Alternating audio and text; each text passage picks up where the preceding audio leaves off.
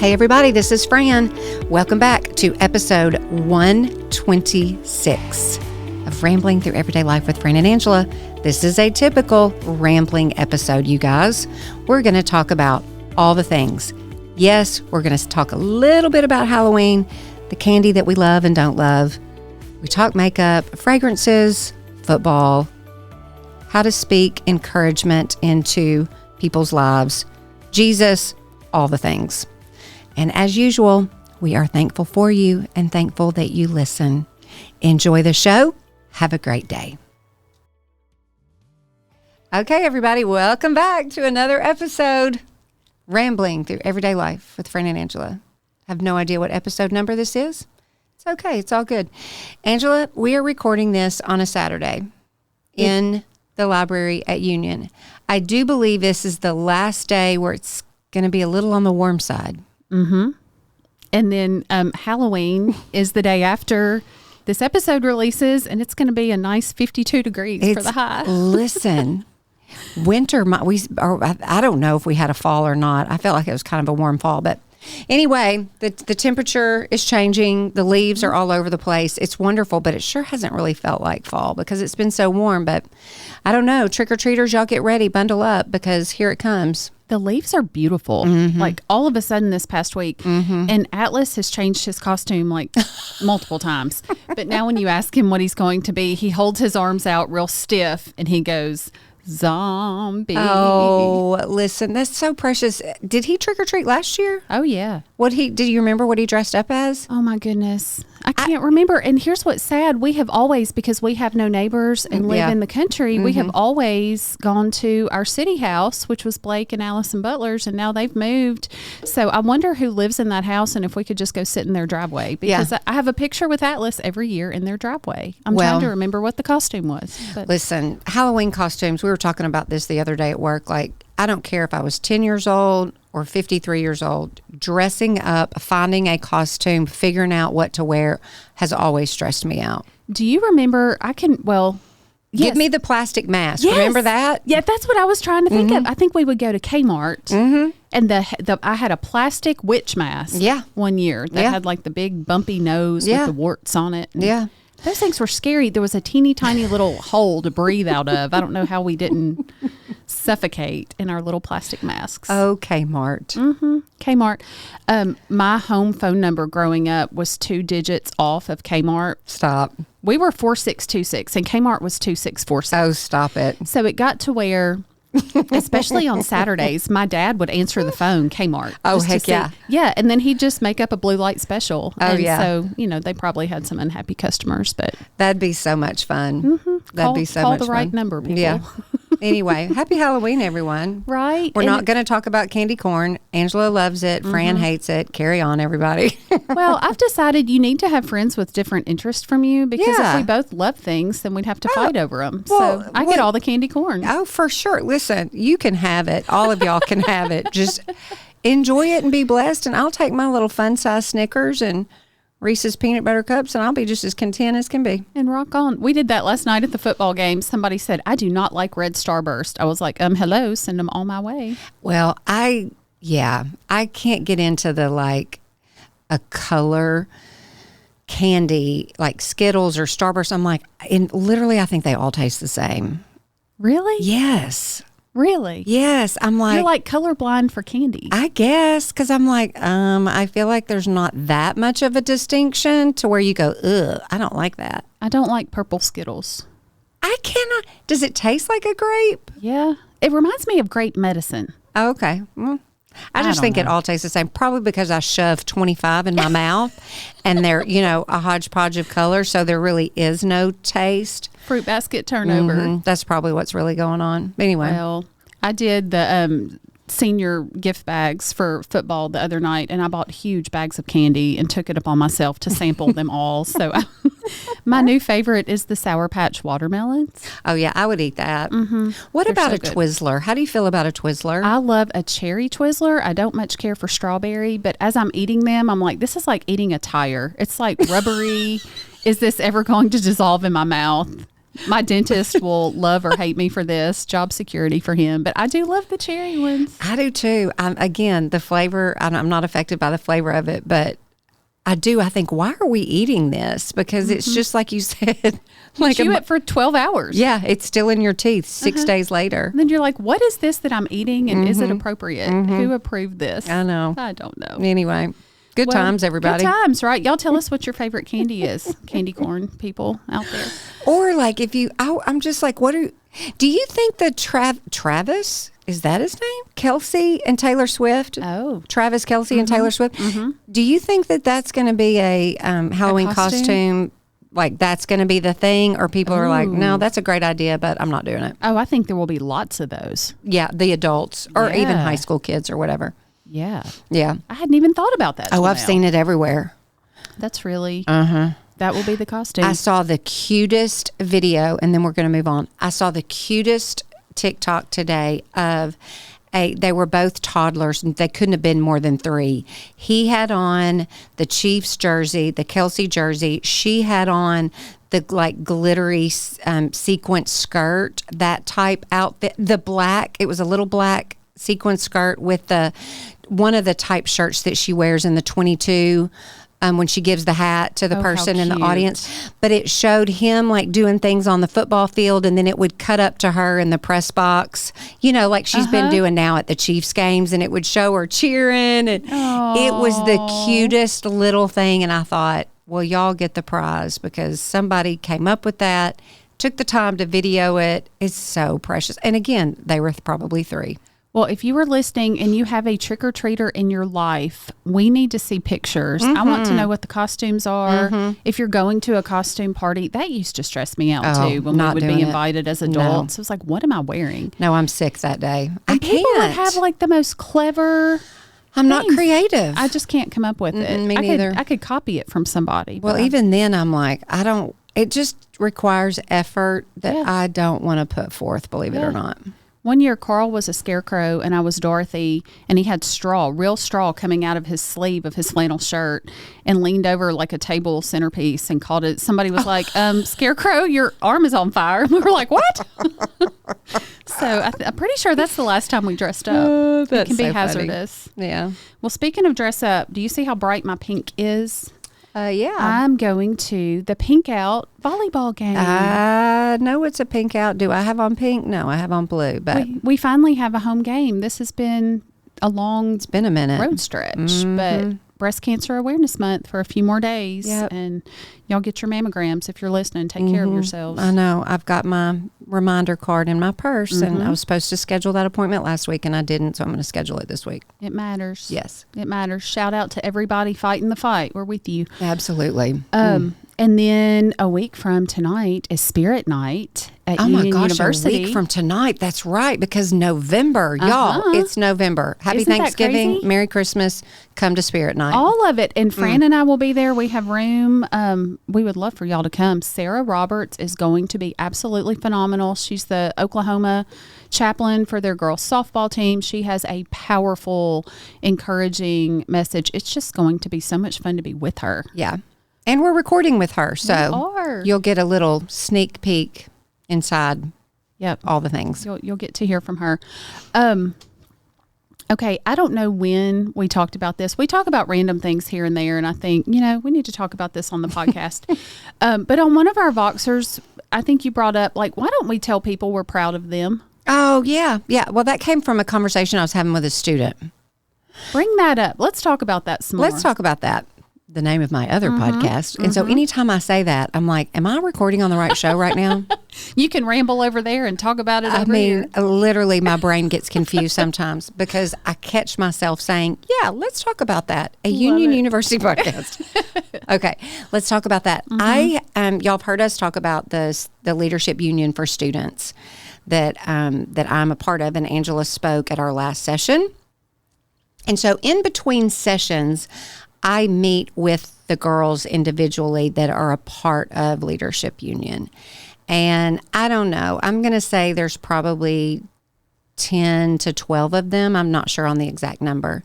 So, it takes 2 to 3 weeks to, carve out time. I give them an hour. We talk about a lot of things. It's very important to me to not just gather them together for the sake of another wonderful thing that I want you to be a part of, but to really get to know them, invest in them, encourage them, help them, pray for them, all the things. So I was doing that with one of the girls a week or so ago, and we were talking about the different things that she had going on in her life. And she's busy like everybody else, but she's gifted and talented musically. She can sing. She's involved in that here on campus, and they were performing that night. And we were just talking about a lot of things. And all of the things that we were talking about in a short amount of time was really, really good. And I looked at her and I said, you know what? I'm just really proud of you. I'm so proud of you. And she just paused and looked at me and she said, Miss Fran, thank you for saying that, because nobody ever tells me they're proud of me. Wow. And I looked back at her and I said, listen, I understand that. I really do, because I don't have a lot of that. I didn't have a lot of that in my childhood or upbringing, teenage years, young adult. Like, it's very foreign for me to hear that. When you do hear it, does it feel weird? Oh, 100%. Like, it's kind of like a compliment. I don't know how to receive that well. I just don't know what to do with it. Isn't it strange when it's good for you and you need that from people, but then when it happens, you're like, now what do I do? Well, and it goes to show you how formative, impressionable, how needed that is in a child's life. And it's never too late to start saying that to your children. But I understood on a deeper level what she was saying. So I looked at her and I said, listen, but I really am proud of you. Aww. I really am proud of the hard work that you're doing, just the awareness of who you are and who you're trying to become, and in and out of the classroom, that type thing. But anyway, so yeah, I shared that with you, and I think it's easier to say to people, oh, that's awesome, that's great. And I do that too.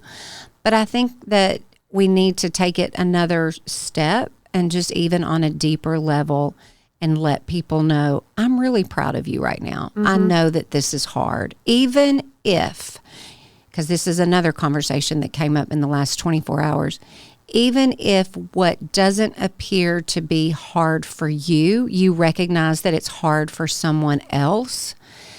So, for example, when students graduate from college and they're just struggling to figure a lot of things out, and maybe they've dealt with anxiety a big part of their life, and then this major life change happens and everything feels upside down again, and you yourself may not get that because you just always moved along and done the thing and adjusted well, and times were different, the world was different, but still you can say to somebody, I'm really proud of you, you're doing good hard work, I'm proud of you.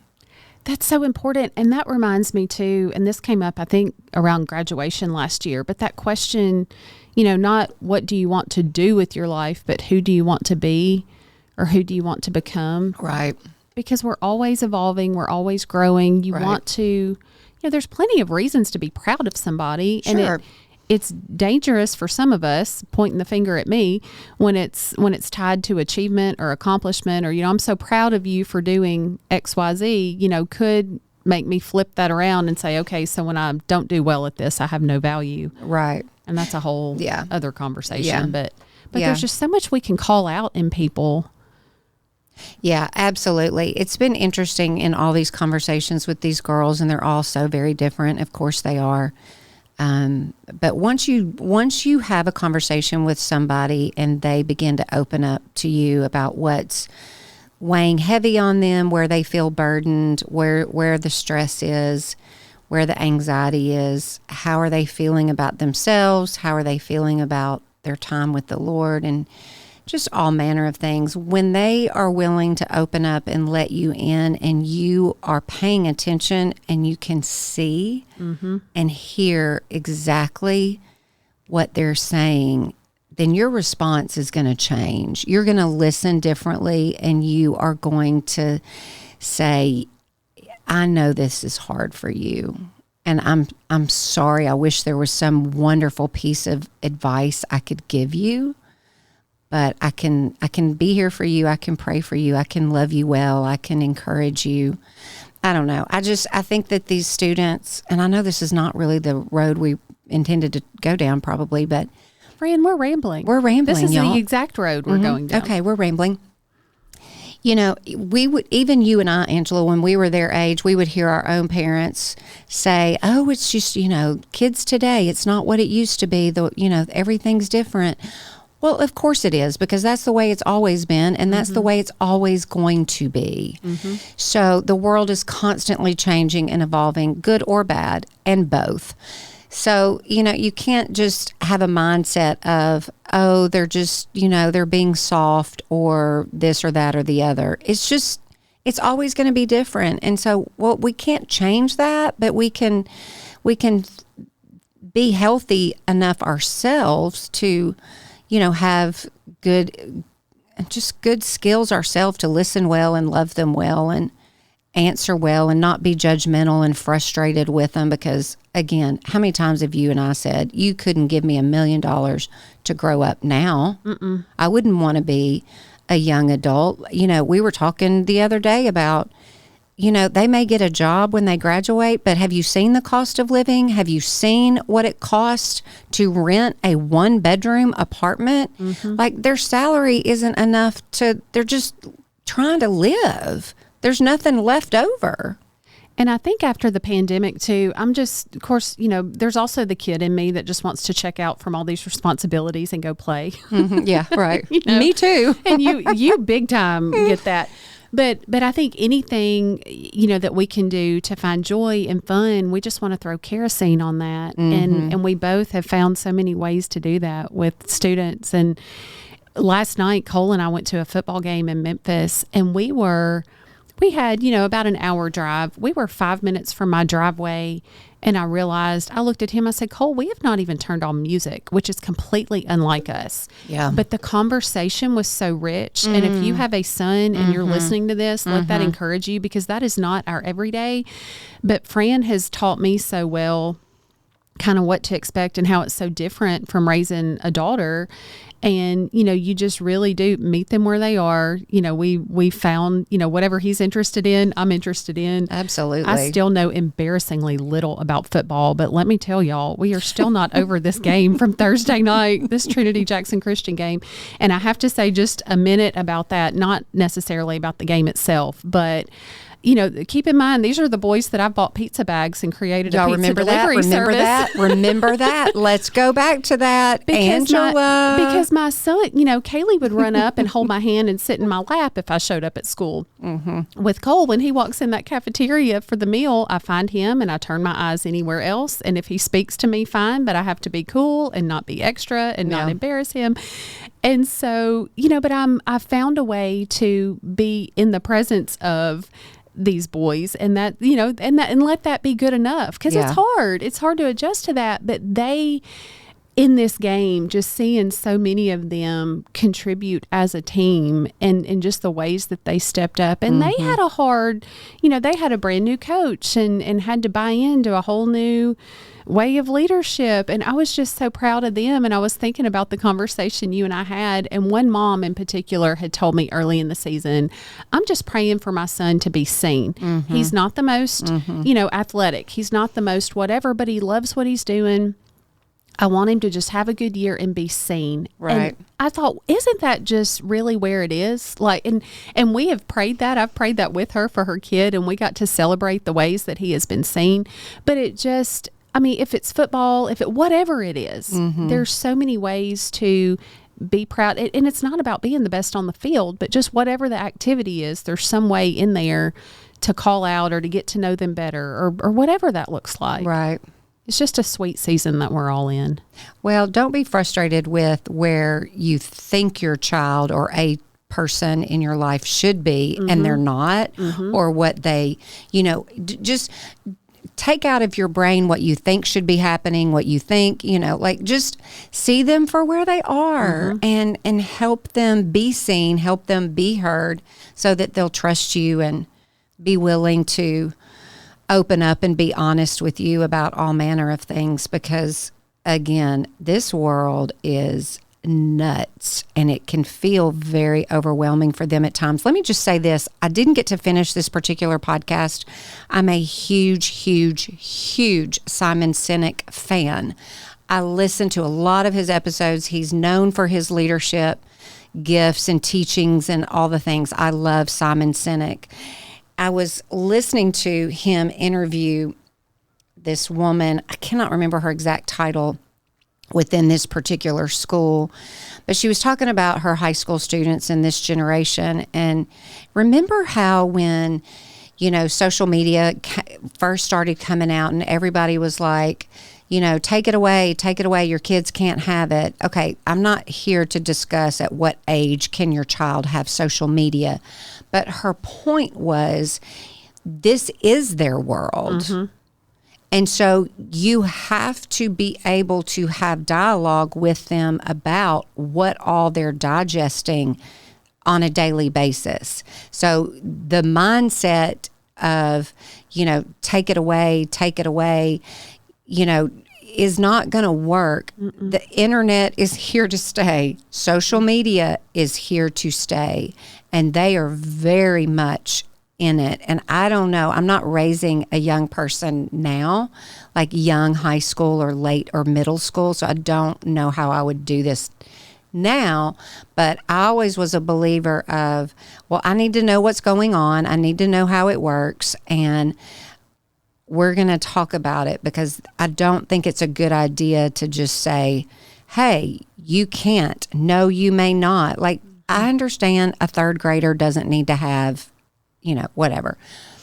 But when they are at an age where they're being exposed to so much, then jump into it with them. Help them be able to sort through how they feel about what's going on in the greater world. Don't act like it's not happening. Right. Because even if they don't understand the conflict between Palestine and Israel, they see it. They hear it. It's on in your house. They may not have a clue about how we got here, but it affects them. So anyway, I just thought that was a good reminder for all of us. Like, just meet them where they are, help them understand and learn and navigate the world that they're in. Because at the end. Well, at some point, when they are able to be independent on social media, if they've never had any guidance at all, then what? Yeah, then what? Because that's the biggest hole in the whole wide world. Like you want to talk about getting sucked down a rabbit trail, like, 2 hours later, friends finally going, oh, I might need to get off TikTok. Have I learned one thing? No. Love it.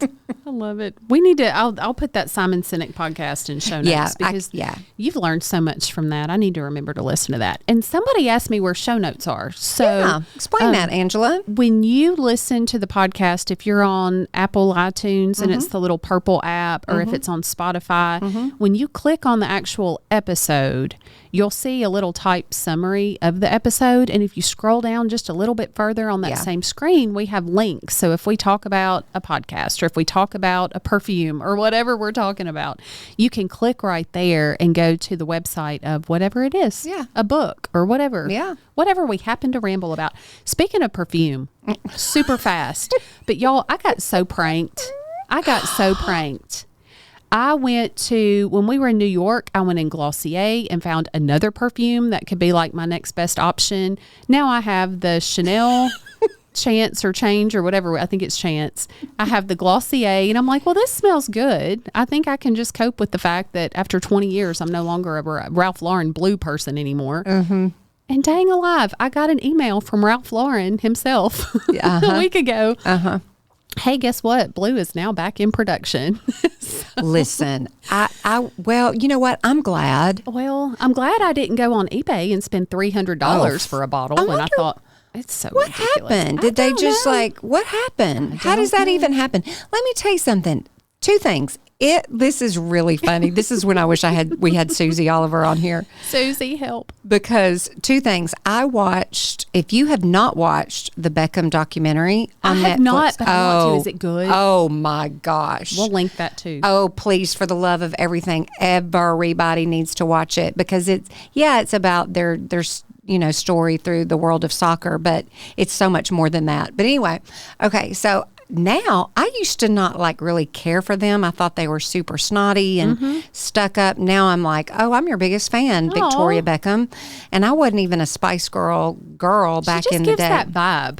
Yeah. Oh, no, I love them. But now, I don't know, maybe because I've watched the documentary and everything's connected on your phone somehow. All I have are these Victoria Beckham ads for fragrance. She has a fragrance line. I cannot tell you, Angela Snyder, how many times I have wanted to put that in my shopping cart. Oh. But I'm like, no, I have to smell it. Where do they sell that here in Jackson, Tennessee? I don't know. Probably Susie, nowhere. Help, Susie. I need to smell it. But then she also has a small makeup line, and I'm very tempted to go there too. Again, I don't have any business doing any of that online. Okay. But then, I don't know if y'all see this on your social media ads, but Angela, this is where I wish we had the time to actually do this and record it, because it would be the biggest joke in all the world. I don't know how to say it, but it's OGEE. What is that? OG? I don't know. Okay. I don't know. Anyway, so it's 3 sticks. I'm now talking about makeup, okay? So, Angela, imagine it's the cream. You know how you see the videos and the people they look like they're just all painted up with connect the dots or something. Yeah. And then you just blend it all together and you're like, I'm sorry. I can promise you right here, right now, if I did that, it ain't going to look like the finished product that you just did. So anyway, if you're watching on YouTube, I'm kind of drawing this out. So the cream, the cream would go here, and then your contour, all the dots and all the lines, it's just 3 sticks. And then, a reddish pink cream for your blush. I cannot tell you how many times I have wanted to buy that, knowing good and dang well that I would get it and do exactly like the picture said or some video said, and I would look like a ridiculous whatever. But I so bad want to do it and us try it and be like, don't we look like professional models? That would be hilarious. And I'm always watching. I'm fascinated by the videos, but I'm like, how does it not turn your whole face, whatever? And is this real? Yeah. Is it real? I don't know. And they use one brush to do all of that. And you're like, how does that brush not, the next time you go to blend, I mean, I know you're putting the colors in the same places, but they literally just blend it all. I don't know. I can't figure it out, but I think I don't know. Well, I don't know if it's real and true or not. I have a few things to say. Susie, where are you? I have a few things to say. First of all, Susie, send help. Second of all, the eyelashes that I ordered for Susie to help me with are still in the box. I saw those in my dining room from a year ago. So maybe one day. Hey, Angela, the next time we come to record, it could be a special for the YouTube only fans. Okay. That we do a little video segment. Okay. Of us putting those on. I will glue my eye together. I'm still convinced that I need Susie to be. Susie, we need you here in person when this happens. Yeah, we'll do that when we record Holiday Edition. Holiday Edition coming with Susie Oliver. It's coming up, y'all, and it's going to be good. Okay, we'll do that. For her is good. Okay. I will say that Angie Atwood is the queen of makeup, and she has helped me. I'm still not confident in what I'm doing completely, but there was a little bit of that, put this here and put this there, and then it all blends with one brush, and I still don't understand what I'm doing. It's kind of like the cream, what's it called? The Perbel? Yeah. Where you're like, how does this go on white? And now I look good. What has happened here? What sorcery is this? Right. But I will tell you my new nemesis because now that I've tried to do this makeup that Angie Atwood gave me, I have to have good lighting and a good mirror. Mm-hmm. Which is, listen, at our age is terrifying. I cannot see. So Kaylee, so, you can't do this with your readers on. So Kaylee was like, Mama, I've got a magnifying mirror. Just get it out and use it. Y'all, do not give me a magnifying mirror and expect me to be ready and out the door in 30 minutes. No. And then don't give me a pair of tweezers, because there goes another 2 hours of my life. I can see things that I'm like, can other people see these and I just don't? Or am I just way too close? Oh my gosh. You're making an appointment to the esthetician or whatever it's called. Like you're like, excuse me, I need to come daily. I'm just glad that my friends have trouble with their eyes too, because I'm like, well, if I can only see me on Zoom out. Listen, I saw some glasses. I'm sure this was on an ad somewhere where that you put your readers on and then the one eye, like the lens pops up. So that you can actually get to your eye. Oh, my goodness. And then the other eye is just, it's got the glasses on it so you can see. So that's so fun. It's so ridiculous. It's so something. It's so ridiculous. Okay, well, I saw something. This is just a weird segue. Do we have anything else we want to say about skincare and makeup? No, because I got us up on that tangent. I'm quite sure that my knowledge that was not in the notes for Angela today. Well, hey, we're rambling. Everything's appropriate in the outline because we're rambling. Okay, I saw this wisdom. I don't know if it was on TikTok, Pinterest. I don't know. No, we're not going to go super spiritual yet. This is kind of halfway there. I was about to say, are we about to get serious? And then you said TikTok. No, and I was like, okay. We're going to get moderately serious and then we're going spiritual. Okay. Okay. Because I heard the best sermon I might have. I called Kaylee I don't know when it was, but I said, because I watch her church online early, and I said, Kaylee, you're about to hear the best sermon I've ever heard in my whole entire life. And I want to tell you all about that. But first, there are 4 things that I saw, and I had to TikTok goes by too fast. So I had to watch it 8 times till I could write all this down. But I thought it was good advice. I want to see what y'all think. Okay, you ready? There are 4 points. Number 1. Do you want me to comment after each one? Yes. No. Okay. Well, you decide. Okay. You decide. Okay. True or we'll make these true or false statements. And you can elaborate. I feel like I'm about to be tested, and this makes me nervous. True, false, or maybe. Okay, here we go. Number 1. If you feel like you hate everyone, eat something. False. Do I do that? Yes. Well, you might just be hangry. It might make you better. Sometimes you just need a nap and a snack. Yeah. Okay. Which leads us to number 2. If you feel like everyone hates you, go to sleep. That's probably a really good idea. Otherwise, you sit there and you analyze it and think about it way too long. If you feel like you hate yourself, take a shower. No, that's when I go to sleep because I don't want to think about how horrible I am. If you feel like everyone hates everyone, get outside.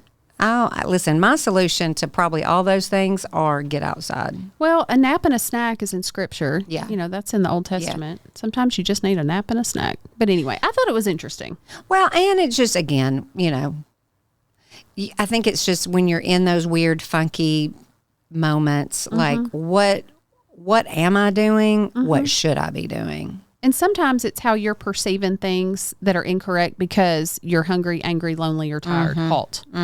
Halt if you're hungry, angry, lonely, or tired. I do want to mention this real quick, too. If you're on our Facebook group, we have started a chat feature where you can join in the conversation, and it's so much fun. A lot of y'all joined in the New York chat. We have learned so many things. I'm ready for my next 12 trips to New York with all the suggestions. Somebody commented, and this is not in my outline, but was it Big Apple Tours or Big Apple something where locals give you tours of their city? I missed that. Did you see that? I missed that. It's like an all-day experience, but you are with locals doing what they wish. Are they screened ahead of time? That's a great question. Is this like the Uber of you don't know who you're going to get? It's through some kind of website. I don't know enough about it. Get in the white van, little girl, and let me show you around. If the van has no windows, abort mission. Do not participate. Yeah. But anyway, if you're interested in New York things, the whole New York thread was great. It's a great way as a podcast releases, we start a new conversation. If you want to tell us how you feel about magnifying mirrors or makeup or being proud of people or perfume or any of the random variety of unrelated topics. I think it's fun because, my first question to you was when you're the one that started this, and I was glad that you did. My first question was, well, why don't they do this on the actual post? Like when we make the post on our Facebook page, why does it not happen there? I think it's just, there's something about having kind of like an offline conversation where you just don't feel, I don't know, you just feel maybe safer, and I don't know. But I think it's just interesting that there's so much conversation kind of over here hidden a little bit in this chat. And the algorithms are weird. I don't know if more people are seeing the chat. They're seeing dang ads for makeup sticks and Victoria Beckham things. I know. I know. Here we go. All right. So I want to tell y'all about this sermon from ACC. Yes, sorry. Auburn Community Church. Yes. They are going through the book of Acts. Mm-hmm. And Miles preached on Acts 16, and the title of the sermon was Closed Doors and Unmet Expectations. So if you are dealing with anything in your life where you feel like God has closed a door, or you're wondering, is God closing this door? Or, you know, and this relates back to what we said with our kids and people we're encouraging, do you have unmet expectations? And I have learned so many times, and my counselor is quick to remind me, you know, what are you expecting from this person? Do you know, I had my counselor ask me last week, well, what's the worst thing that can happen, Fran? Oh. You know? And so, I don't think we spend enough time talking about it.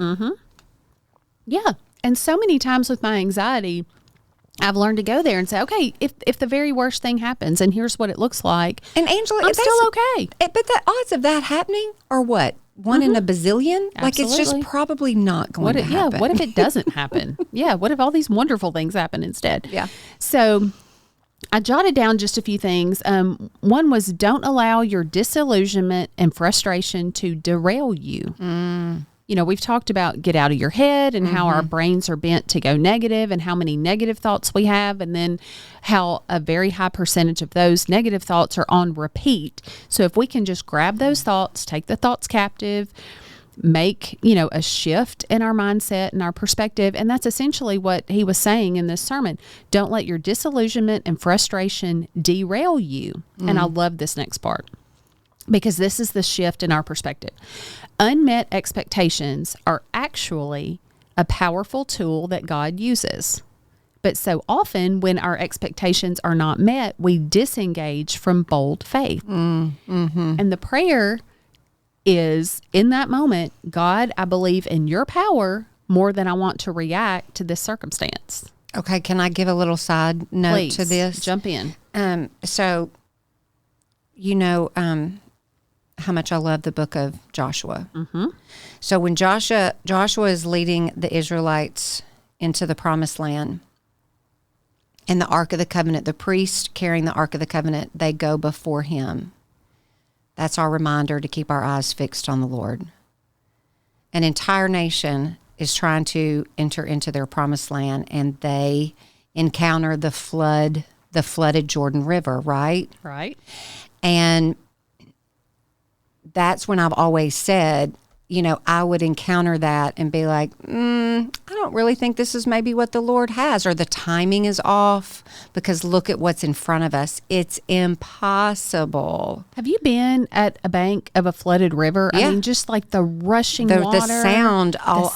Yes, I would it's be terrifying. like these circumstances aren't great. So I think we just maybe need to sit here, wait, turn around, go back. Maybe we missed the route we were supposed to go. But anyway, the priests, they put their foot in the water before they make their way across. So once they put their foot in the water, that's when the Lord decides to split the Jordan. But they weren't looking at their circumstance. Yes, they were literally looking at their circumstances. They're putting their foot in it. They're literally putting their foot in it. But they had the faith, the remembrance of the Red Sea. They knew what the Lord did back then. Same scenario. So they had enough faith. They believed God to be who he said he was and to do what he said he could do. And they still looked at those circumstances and said, we're going. We're doing it.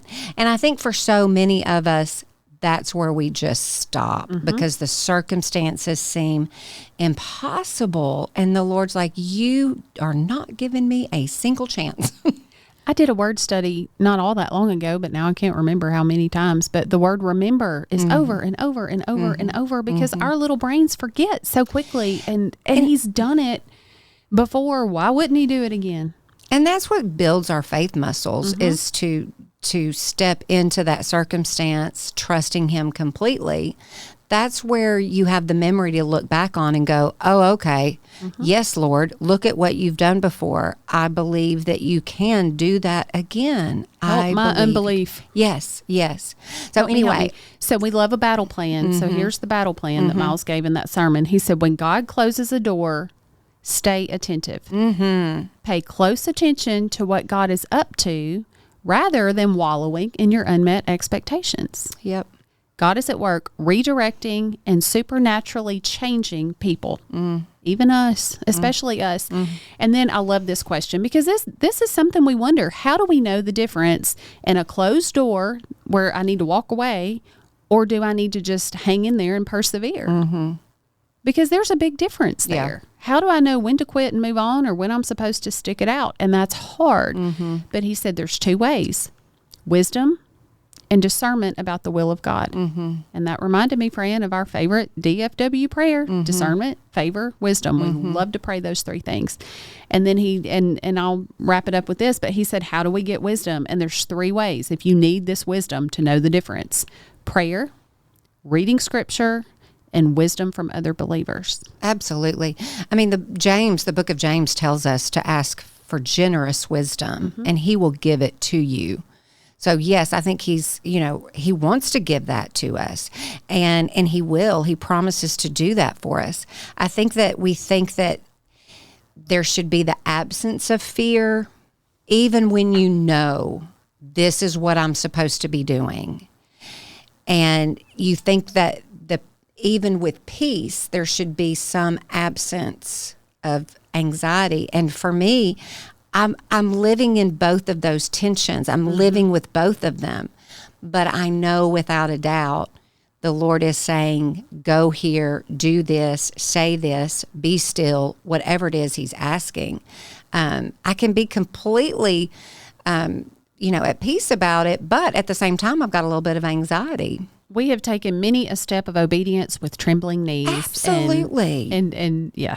But if you are spending time in the Word and you are seeking wise counsel from people that you trust, and you are in prayer, then he will make that so very clear for you. He will. And the convicting part for me was just, the third part of that's so important is wise counsel from other believers. And we are those believers giving wise counsel to the people around us. And if we're not, in our Bibles, and if we're not spending time in prayer, we may either miss the opportunity altogether or shy away from it because we don't have a supernatural word for them, or, miss being part of the miracle and the supernatural thing that God's doing in that moment. It is so much fun to have a word from the Lord from my quiet time and know, oh my goodness, Fran, I hear what you're telling me. Let me tell you what the Lord showed me this morning. And I want more of those opportunities.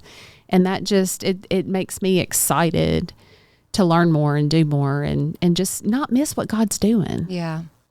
Well, you just don't want to be that person, and we've all been that person because we're not aware, we're not thinking about everything in a super spiritual way, but we don't want to be a person that is some sort of stumbling block, or we're misleading, or we misguided somebody because our flesh was out in front. And I think about all the times that I have probably misguided somebody because I was just trying to give an answer or a response with, and not considering the things of the Lord and maybe what truth says, or even saying, I'm not sure, but let me get back with you on that. I really want to think about that. I don't know. Yeah. Anyway, blah, He uses us, all of us. If you're listening, you are wise counsel for somebody. So spend time with the Lord and give it away. Yeah. It's the greatest thing. Yeah. Okay. Fran, that's a lot.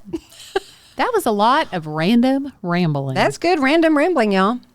Okay. Well, We'll be back next week. In November. Good night, alive. In November. I know. We might as well start playing Christmas music. No, not yet. Not till after Thanksgiving. We'll this will be, candy corn was just the first round. Now we're going to battle over Christmas. Listen, I'll just go ahead and tell y'all, mine's going up sooner than later. Well, we'll see. I know. It's okay, y'all. It's okay. Okay, have a super duper great day and week. We love you guys so much. Thanks for listening. See you next time. We appreciate you guys so much for listening. And as always, check out the show notes. Angela gave you good instructions on how to find anything that we have talked about that you may want to research or find on your own. And of course, you guys know that we record this episode on the campus of Union University. If you are interested in coming for a visit, we sure would love to have you. Go to uu.edu and just search campus visits. But maybe you've already done that and you would like to apply. And guess what? We have got a fee waiver code for you. When you get to that portion in the application, just put in the word TALK, TALK, all caps, and we will waive that application fee for you. Okay, thanks guys. We'll see you next week. Bye-bye.